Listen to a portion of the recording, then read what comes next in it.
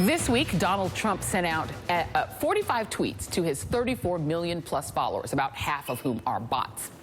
There were 3 tweets about the USGA Women's Open, which took place on a Trump-owned golf course. 9 tweets on his top legislative priority at the moment, taking away 22-odd million people's health care because of Obama. But his favorite topic? The media, with at least 10 tweets about the press coverage of his administration. #priorities.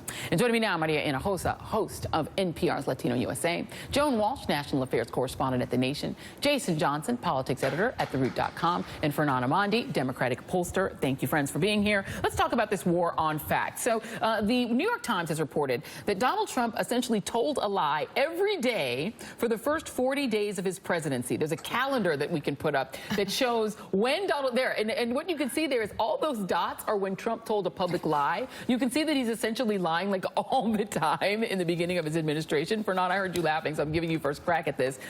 You used to have this thing you used to say to me all the time, Fernand, where you're like, when you hear "believe me," that's your signal, right? That the lying is happening. What does it mean that that has not really, it hasn't cut into his something like 36 to 37% support at all? Well, it means that the Kool-Aid is still running very strong, but we have to begin with the premise, Joy, that every single word that comes out of the mouth of Donald Trump and every single word that he types on his Twitter is a lie. If we accept that premise, and I think there's more than enough evidence to suggest that that's the truth, we know and can interpret and dismiss anything that comes out of this president's mouth as a lie. And I think that's why today he has the lowest approval ratings in the history of the Gallup poll for any president of the United States at this point in their presidency. Yeah, but and you know, PolitiFact has given Jason his scorecard is false or pants on fire. 48% of his statements, 17% of his statements deemed mostly true. Let's just do some of the lies that Donald Trump told just this week. I'll play a few of them for you guys. We can't document all of them because we just don't have more than 2 hours of a show. So here are some. This issue is very important to me because throughout the campaign and even after it, people would come up to me and express their concerns about voter inconsistencies and irregularities, which they saw.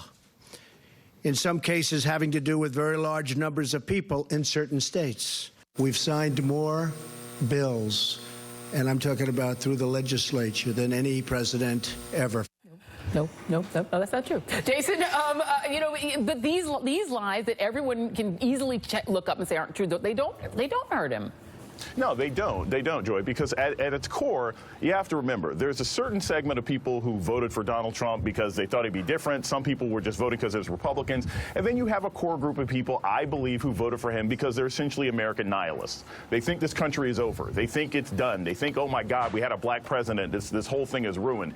And so they like Donald Trump because he is a cudgel with which they can beat the rest of the country that they think has turned on them. So it doesn't matter if he tells the truth. It doesn't matter if he's honest. It doesn't matter if he lies about whether it's Tuesday or whether the sun is shining. They just like him because he is their way of getting back. And unfortunately, those people happen to be conveniently spread in certain states that can win him the Electoral College. Yeah, not the popular vote, but the Electoral College. And, exactly. I'll come to the table here because, there is this sense in which there is a cult of personality around Donald Trump. Clearly, the people who like him, it really doesn't matter. I mean, I did read this one interview in which a person said, maybe they changed their minds about him if he shot someone, but it had to be in cold blood. And you have polls that ask Republicans things about, scandals. The Russia story. Is the Russia story fake news? 68% of Republicans say yes, it's fake.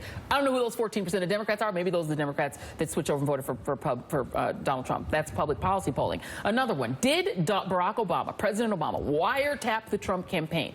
52% of Republicans say yes. So, I mean, you have a sense in which reality itself has been distorted to fit pro-Trump narratives among his supporters. People actually go along, they come to believe what he says rather than finding out the truth. So it's not that they just say we don't care if it's true, they affirmatively wind up believing that Russia is fake news. The other, big category of his false tweets all have to do with the notion that he knows he didn't win the election. You know, they're about crooked Hillary, her 33,000 emails, you know, the illegal people, you know, people who shouldn't have voted, who voted for her. This constant, you just get from the tweets as well as some public statements, a constant sense of anxiety that he wasn't really legitimately elected, which is, I think, true. And so that's a whole subsection. That's a whole genre of fake tweets and lies. Yeah. Again, we still don't have the vocabulary to deal with the fact that as journalists, we are dealing with a president who is, I mean, I know everybody's laughing. I have to tell you, I feel like crying when it's just like, oh, how many lies has he said? The fact that we are talking about a president and using the word lies and knowing that factually we understand that he has lied is very sad for me. So for me, I think we also have to realize that we as journalists, we have an antagonistic relationship with this president, and we have to understand that.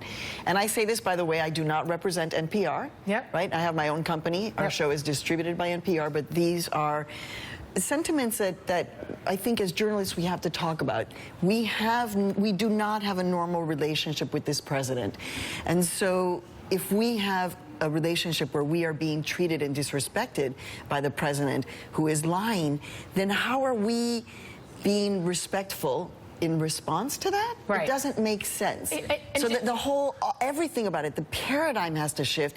And I think it's important that we have these conversations because then somebody hopefully will say, well, this is how the paradigm has to shift. And we're not there yet. And I think there are two ways in which that is important. And Jason, one of them is that as in the field of journalism, you're used to just reporting a fact and then not having to debate whether the thing that you research and report is true. But now every fact becomes debatable because whatever people want to believe is what they believe. But then you also have a government that is itself potentially distorting reality. When this administration puts out data or puts out numbers, do we just accept that anymore? They are quashing climate change scientists, not letting them accompany the guy from Facebook, Mark Zuckerberg, when he went on a tour. They took away the climate scientists so that they couldn't communicate with him. So that is also happening. Well, yeah, I think it's a problem on two ends, Joy. Like what Maria said, look, the concern that I have is, you know, I'm a college professor. I teach journalism students. They're already cynical about this government. And when you have a president who is just a pathological liar and he's surrounded by a bunch of sycophants and cowards who won't say anything about it, it makes the next generation of people who are supposed to reform this country think, what's the point? Nothing we do is going to matter. But I think the critical issue is this. For those of us living in the here and now, we actually have to have some general beliefs about facts. And one thing that I'll sort of propose here, I never use the term fake news because it's not real. News is inherently the truth. So there is no such thing as fake news. That's like dry water. And so to the degree that we let the president create these insane terms that we then repeat, we help reinforce the nonsense and this alternative universe that he wants to create for us. And that's one of the challenges of being a journalist today. Yeah. It is a challenge, and I think we're all, you know, very much engaged in it. And I think Maria made a very good point that you have to sort of laugh at it so that you don't implode, but it is really a serious crisis. I think Maria Hinojosa, Joan Walsh, Jason Johnson, Fernando Mondi, friends all, thank you guys. We'll do this panel again. Thank you. And up next.